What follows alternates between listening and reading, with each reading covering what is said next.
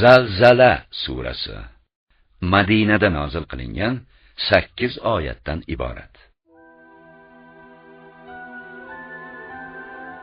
Zalzala, zilzila, yer qimirlashi demak. Bu surada qiyomatning qoyim bo'lishida yerning junbushga kelib qimirlashi va tilga kirib gapirishi, nomai a'mol bitiklari tasvirlangan. Bismillahirrahmanirrahim. Mehribon va rahimli Alloh nomi ila. Iza zulzilatil ardu zilzalaha. Qachonki yer o'zining eng dahshatli zilzilasi bilan qimirlaganida, va akhrajatil ardu athqalaha. Yer o'z qa'ridagi konlaru murdalardan iborat yuklarini yuzaga chiqarib tashlaganida, va qalal insanu ma laha.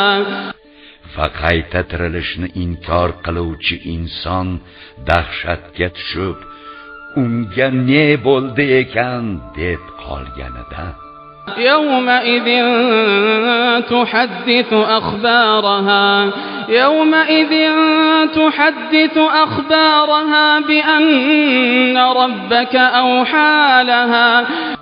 Ana o'sha kunda yer o'z xabarlarini so'zlar. So'zlashga Rabbingiz vahiy bilan ruxsat qilganini aytur. يومئذ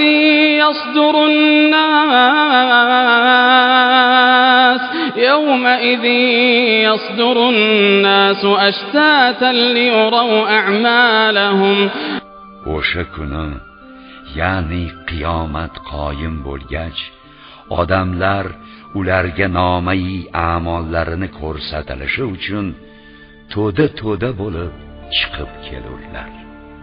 فمن يعمل مثقال ذرة خيرا يره. Bas kimki dunyoda zarra miqdorida yaxshilik qilgan bo'lsa, qiyomat kuni uni ko'rar.